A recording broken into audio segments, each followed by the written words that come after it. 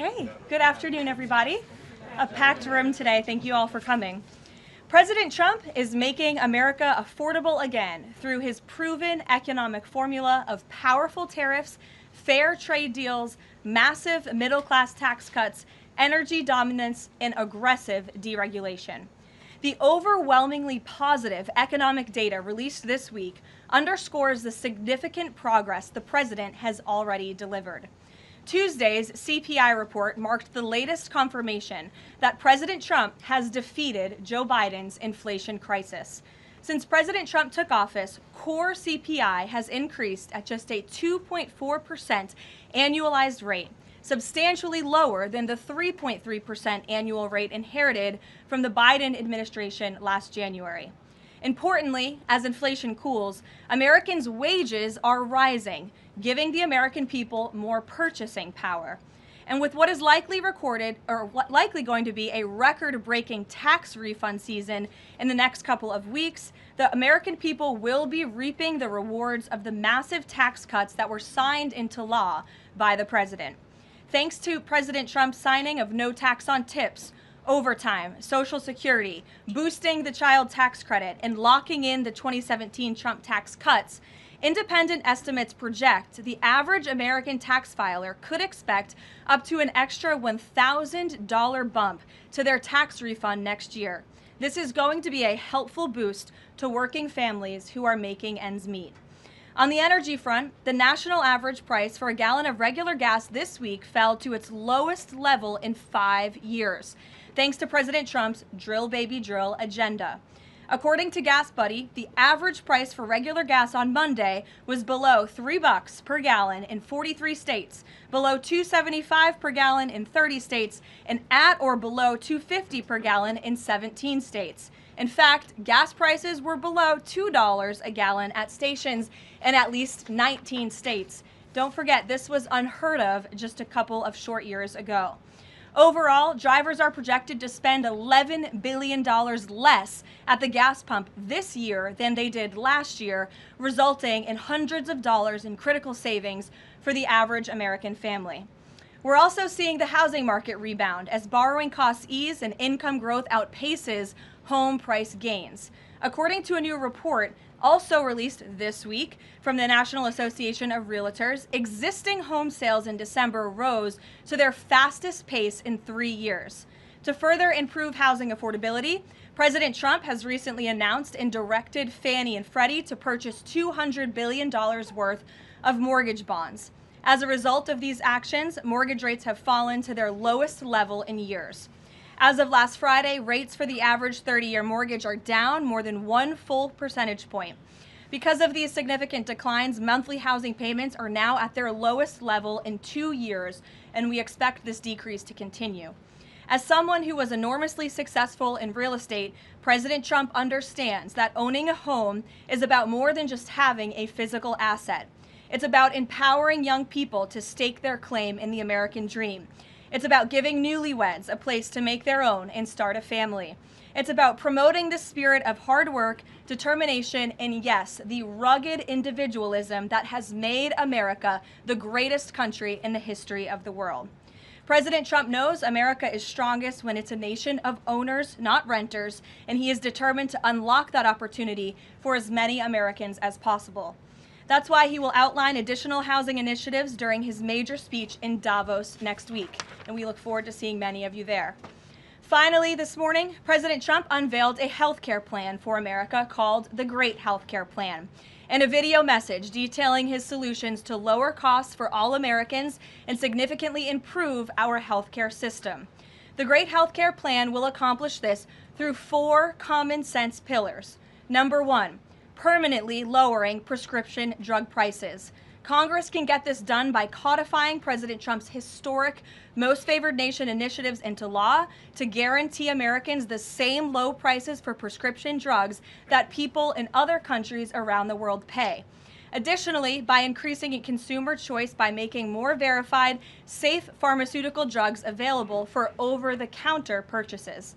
Number 2, the Great Healthcare Plan will stop sending big insurance companies billions in extra taxpayer-funded subsidy payments and instead send that money directly to eligible Americans to allow them to buy the health insurance of their choice. Additionally, by funding a cost-sharing reduction program for healthcare plans and ending kickbacks from pharmacy benefit managers to large brokerage middlemen.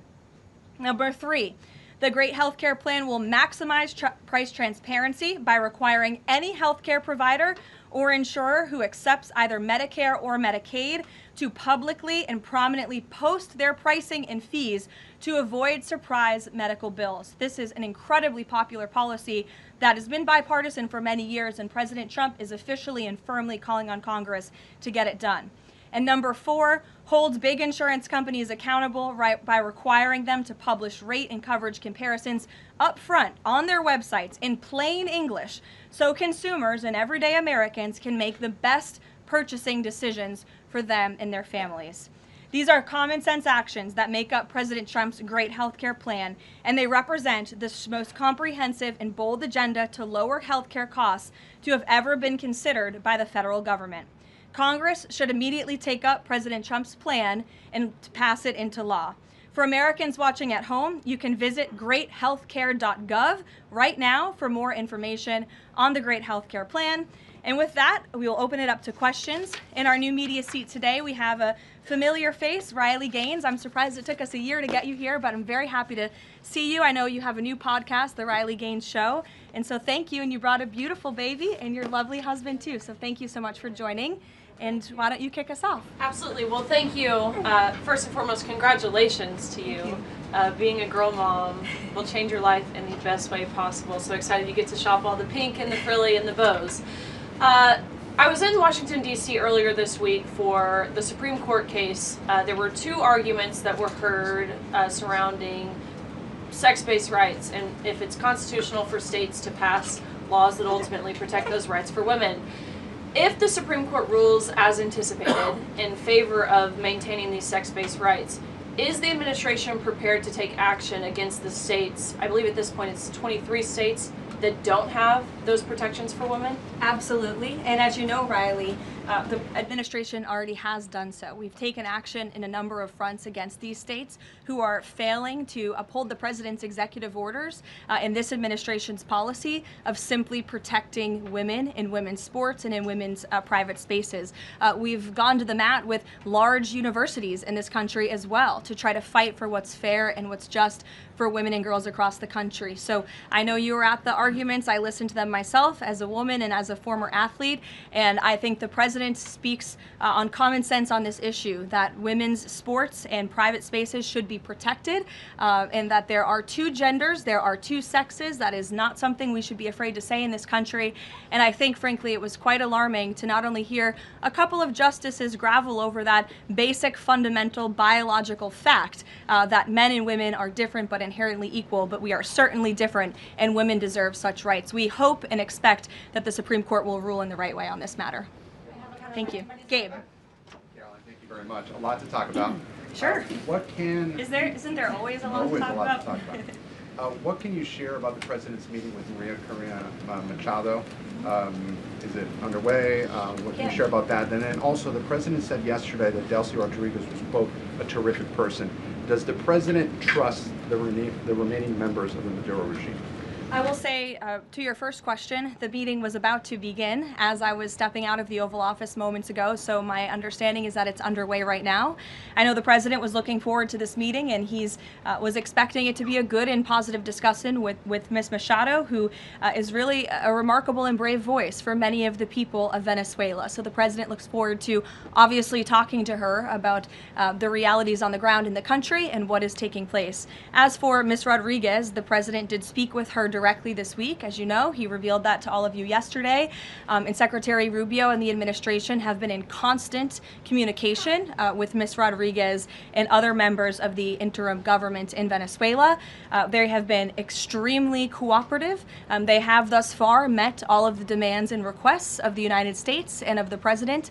And I think you have all seen that play out. We obviously had a $500 million energy deal that was struck in large part because of the cooperation from Ms. Rodriguez. Venezuela and Ms. Rodriguez have also confirmed that they will be releasing political prisoners from Venezuela. There were 5 Americans who were recently released this week as well. So the president likes what he's seeing and will expect that cooperation to continue.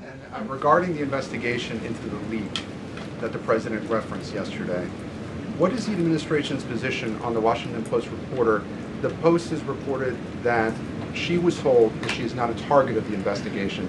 Does the administration believe she did anything wrong? And then also, what is the administration's position on the Pentagon Papers case from the 1970s that affirmed reporters' right to publish classified information under certain circumstances? Well, since this is an active investigation, I don't want to comment on it much more than what we did yesterday to obviously confirm the investigation, and I can confirm what the Attorney General stated and the President as well, which is that the individual, unfortunately a contractor at the Pentagon, chose to unlawfully leak classified and very serious information to this Washington Post reporter. Hence why the reporter's home was looked into by the FBI, rightfully so. And the administration is not going to tolerate leaks, especially from within the national security apparatus of the United States government, that put our nation's integrity and our national security at risk. Full stop. The president will not support that. I know the Secretary of War will not support that,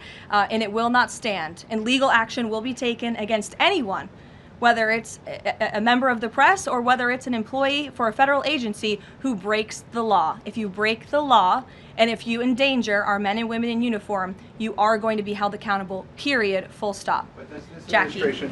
Does this administration believe that this reporter or any reporter has a right to publish classified information under certain circumstances? Look, I think that we do not believe that individuals who have been given the privilege of holding a top secret clearance should be illegally leaking that classified information, and I know the American people agree with that. And I think it's a basic tenet of journalistic integrity not to publish information that could directly endanger the operational security or the brave men and women who are serving this country in uniform and putting themselves in harm's way to protect not just the people of this administration, but all of you in the press and all of their fellow Americans as well. Jackie. Thank you, Karoline. I wanted to get the White House reaction to Iranian state TV broadcasting an implicit threat to the president's life. It was images of the assassination attempt in Butler, Pennsylvania, according to reports, with the message, "This time it will not go wrong." I have not seen that, to be honest with you, Jackie. We'll take a look, and I'll let the president and his national security team examine that footage to ensure its legitimacy. Again, I haven't seen it, so I can't comment on it. What I will say with respect to Iran is that the president and his team have communicated to the Iranian regime that if the killing continues, there will be grave consequences. And the president received a message, as he revealed to all of you and the whole world yesterday, that the killing and the executions will stop. And the president understands today that 800 executions that were scheduled and supposed to take place yesterday were halted. And so the president and his team are closely monitoring this situation, and all options remain on the table for the president. That Netanyahu encouraged him against strikes. Look, it's true that the president spoke with Prime Minister Netanyahu, but I would never details about their conversation without giving the expressed approval by the president himself. Ouija. Thank you, Caroline. Is it still the president's assessment that it would be very hard for Ms. Machado to leave Venezuela because he says she lacks the respect and support in that country? And will he raise that with her today? I think the president's assessment that you just pointed out was based on realities on the ground. It was a realistic assessment based on what the president was reading and hearing from his advisors and national security team. And at this moment in time, his opinion on that matter has not changed.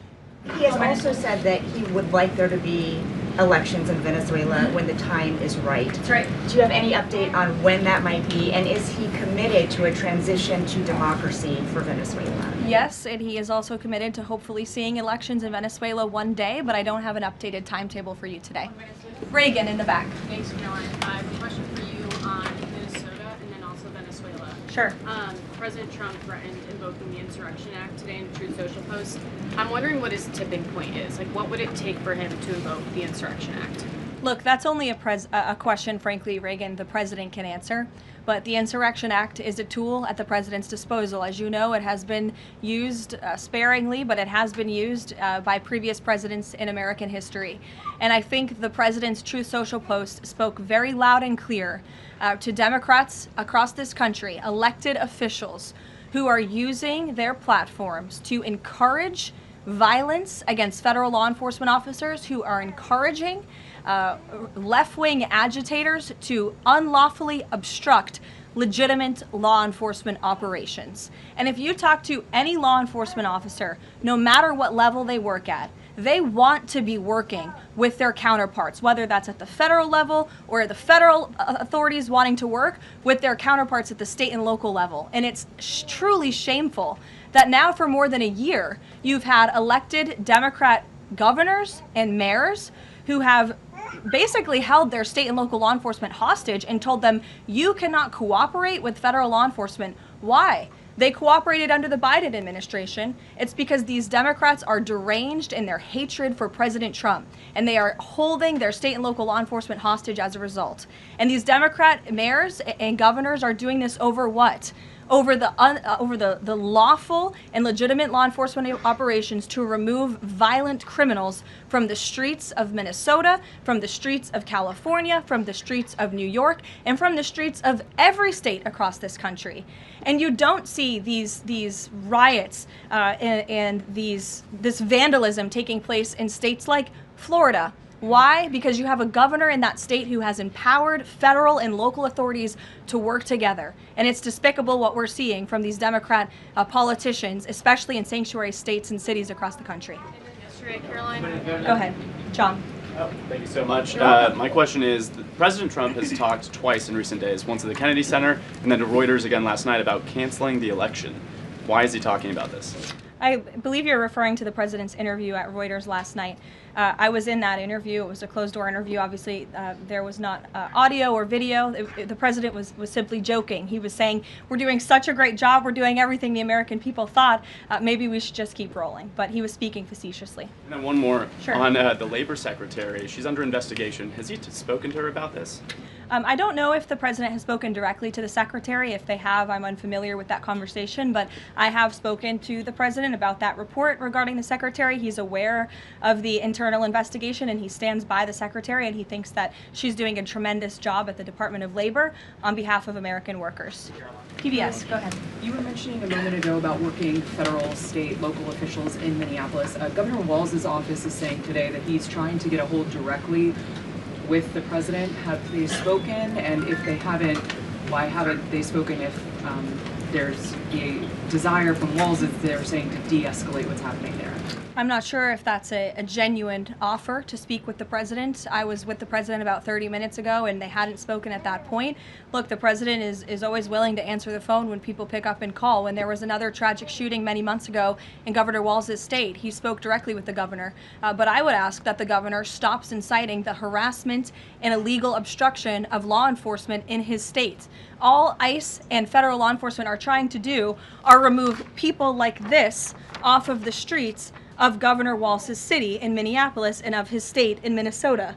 If you look at some of the individuals in this photo, these are all illegal alien criminals who came into our country under the previous administration. This is some of the most disturbing crimes you will ever read about, and there's only a few reporters in this room who will actually talk about these individuals. This is all ICE is trying to do. They are trying to remove people like this from Governor Walz's state. And so yes, he should pick up the phone, and he should say that he will cooperate with this president and with the federal government in making Minnesota safer, because that's all President Trump and his administration want to do. Mary. Thanks, Caroline. The president says he wants money to go directly to Americans so they can buy their own insurance. How exactly would this work? And can the president assure Americans that this will be enough to cover their health care costs? So this is the second principle in the president's health care plan, lowering insurance premiums, specifically in ensuring that that money is going directly back to the American people and cutting the kickbacks that then raise those premiums. So this plan, once put into legislative text and passed by Congress and sent to the president's desk, will stop sending big insurance companies billions of an extra taxpayer-funded subsidy payments and instead send that money directly to eligible Americans to allow them to buy the health insurance of their choice through, you may have heard it be referred to as health savings accounts. Whether that ends up being the actual name of such accounts, we'll have to see. Again, Congress and the White House are going to work together to put this plan into action. And then secondly, the Great Healthcare Plan will fund a cost-sharing reduction program for healthcare plans, which will save taxpayers at least $36 billion and reduce the most common Obamacare plan premiums by over 10%, and that's according to the Congressional Budget Office. But 20 million Americans in recent weeks have seen their healthcare costs soar. Can he assure them that if this plan is put in place, that they will be able to cover those costs? If this plan is put in place, every single American who has health care in the United States will see lower costs as a result. They will see more transparency.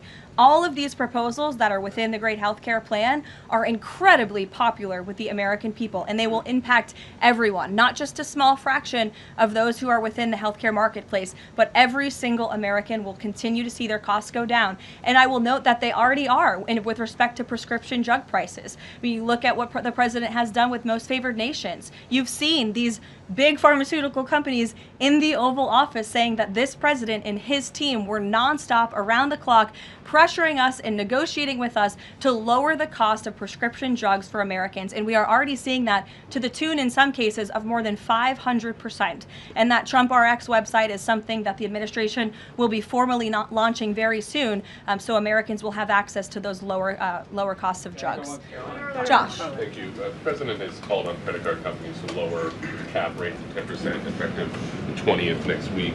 If they don't do that, what's his what'll he do? What's the threat? Well, tariffs? No, I'm just kidding. The president certainly has an expectation, Josh, that the credit card companies will do this, just as he did with the pharmaceutical companies, that they will lower costs for American consumers. I don't have a specific consequence to outline for you, but certainly this is an expectation and, frankly, a demand that the president has made. And can you give us an update on the Fed? Sorry. There was some reporting from, I think, Fox Business that Rick Reeder had an interview this week scheduled. The president's indicated he's already made a selection, or at least some kind of, he's settling on someone. Where is he in that process, and when can we expect an announcement? Is he still doing interviews? Look, the president is in the same place as you all have been asking about this for many, many weeks. He's in a decision-making phase. There are a few people who he likes very much for this job, maybe less than that. The truth is, like with all decisions, it's a decision for the president to make. And he said to Reuters in that interview last night that he thinks he'll be finally making that decision in the next couple of weeks. So we will see. And very quickly, there's been some criticism from other governments about Grok and XAI, the Twitter AI bot, and things it's been doing to manipulate images, including whether that would violate the Take It Down Act that the First Lady has supported. We've not heard from this administration on it. Elon Musk says that they've disabled that, but I wanted to ask you whether the administration has a position and whether that's something that you will be pursuing, or whether the president has talked to Mr. Musk about that. Yes, I will talk to the Office of Science and Technology, and we will get you a firm statement and answer on exactly where the administration stands. I don't want to speak on that without speaking with the experts on it. Yes. Just to follow up on the health care plan, one of the things in the Affordable Care Act was coverage of pre-existing conditions. Is there any discussion or inclusion on that issue in the president's plan? The president's plan that he outlined today will have no impact on individuals in this country with pre-existing conditions. Obviously, that's a continued conversation that the White House will have with Congress, but that's not the president's intention with the Great Healthcare Plan. Caroline. Go ahead. Thanks, Caroline. 2 questions on Minneapolis. And then you. Go ahead.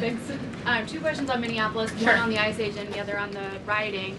I believe last night there were protesters or rioters that rifled through an FBI car, took weapons. We had a reporter embedded with ICE who said that she saw constant harassment all evening. Can you speak to the rhetoric we're hearing from Democrat politicians, whether they are causing violence against ICE, as well as some of the headlines we've seen not including the full story?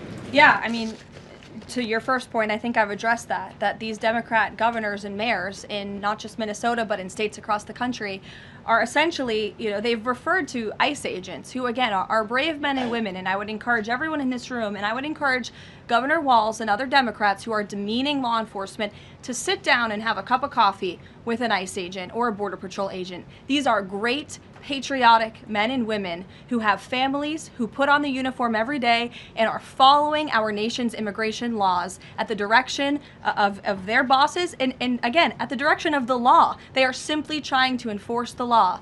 And the Democrat Party has demeaned these individuals. They've even referred to them as Nazis and as the Gestapo. And that is absolutely leading to the violence we're seeing in the streets. If you look at some of the images out of Minneapolis last night, look at this vehicle. Look at what it says. It says F ICE. You have these individuals who are putting their middle finger, proudly so, at the camera. Another ICE individual, a vehicle that was vandalized last night by these left-wing agitators. People don't do this without encouragement from people in power who make them feel like it's okay. Here's another one. And I'm pretty sure this car, you can't see it, said the best agent is a dead agent or something to that effect. This is despicable rhetoric that we're seeing, and the media is absolutely complicit in this violence, because if you look at the headline from CNN, protests erupt after federal agent shoots man in Minneapolis, that is not the story, that is not the truth. If you actually want to know the truth, you can look at what the Department of Homeland Security released, which is that this ICE agent was executing a targeted operation against a Venezuelan illegal alien who was unlawfully present in the country, who fled by car and then fled by foot. And when this ICE agent tried to detain the individual, 3 more of his comrades came rushing out of a house and started ambushing and attacking the ICE agent. They used a shovel or a broom to smash his face in. And so yes, that agent had to use self-defense and take up his weapon to protect his own life. That is what's happening on the streets of Minneapolis. That's what's happening on the streets, unfortunately, of these Democrat-run cities and states where you have elected officials who are encouraging such violence against our brave men and women in law enforcement. Thank you, Caroline. 2 questions. First, a follow-up on one of my colleagues who asked you about the president's interview with Reuters. You said that he was joking about canceling the elections, but Americans for generations have fought and died for democracy, for this democracy. Are you saying that the president finds the idea of canceling elections funny? Andrew, were you in the room? No, you weren't. I was in the room. I heard the conversation, and only someone like you would take that so seriously and pose it as a question in that way. Second, Caroline, next Thank you, Caroline. Senator Elizabeth Warren said that the president called her earlier this week to discuss caps on credit card interest rates. I'm curious, would the president work with her and other Democrats in Congress on a legislative fix to this issue? I think the president would work in good faith with anyone in Congress for a good legislative fix that would benefit the American people. And that's precisely why he called Senator Warren earlier this week on that matter. Thanks, Caroline. Earlier you were just defending ICE agents generally, and earlier on Secretary Noem spoke to the media, and she said, among other things, that they are doing everything correctly. 32 people died in ICE custody last year. 170 US citizens were detained by ICE, and Renee Good was shot in the head and killed by an ICE agent. How does that equate to them doing everything correctly? Why was Renee Good unfortunately and tragically killed? Are you asking me my opinion? Because an ICE agent acted recklessly and killed her unjustifiably. Oh, okay. So you're a biased reporter with a left-wing opinion. What do you want me to do? Yeah, because you're a left-wing hack. You're not a reporter. You're posing in this room as a journalist, and it's so clear by the premise of your question. And you and the people in the media who have such biases but fake like you're a journalist, you shouldn't even be sitting in that seat.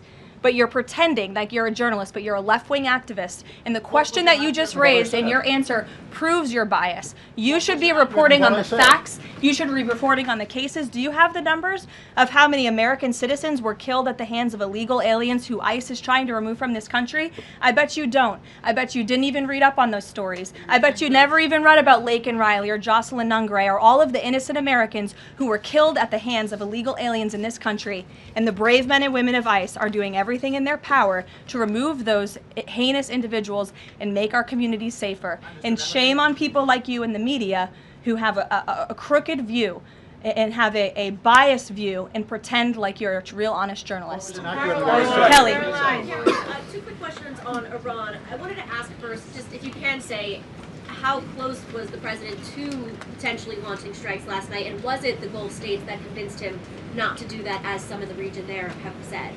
Well, look, Kelly, I know there's been a lot of speculation in the media about what the president is going to do at any given moment or any given night. And I would say a lot of these stories, to be honest with you, I've been reading them, and they've been based on anonymous sources who are pretending or guessing to know the president's thinking.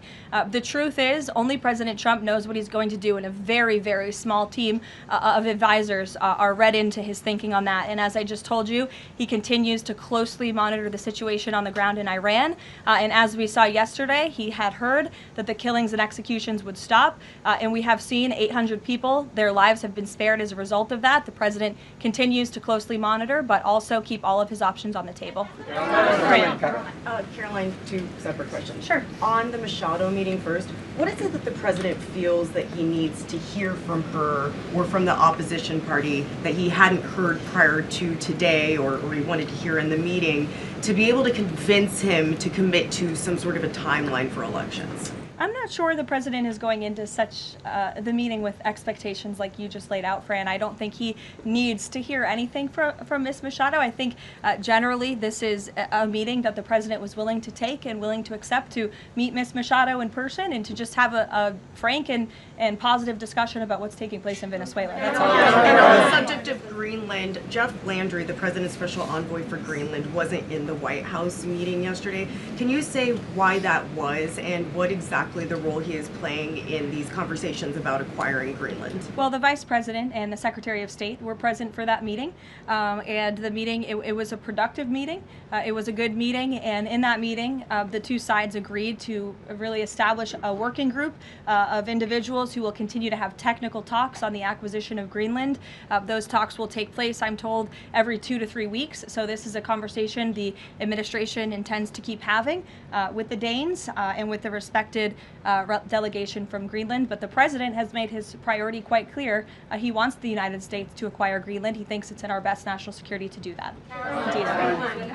There have been multiple instances of American citizens being detained by ICE, and I'm wondering what the administration is asking the agency to do. What steps is the administration asking the agency to take to ensure that Americans are not wrongly arrested? Obviously, ICE is focused on detaining individuals who are unlawfully present in the country. And there have been hundreds of thousands of illegal aliens who have been arrested and detained and deported from this country by ICE over the course of the last year. And that's their intention, and that is their goal. Elizabeth. Thank you, Caroline. One follow-up on Greenland. You reportedly sent troops over there. Does that change at all what the president is doing on this? And then a second question. Yesterday, in a Senate help hearing, Senator Josh Hawley repeatedly asked a doctor if men can get pregnant, and she did not directly answer that. What are your thoughts on that? Well, to your first question on Greenland, I don't think troops in Europe impact the president's decision-making process, nor does it impact his goal of the acquisition of Greenland at all. To your second question, I mean, anyone in their right mind with common sense who's speaking honestly and candidly will say that men cannot get pregnant. And I think I can attest to that myself. So thank you all very much.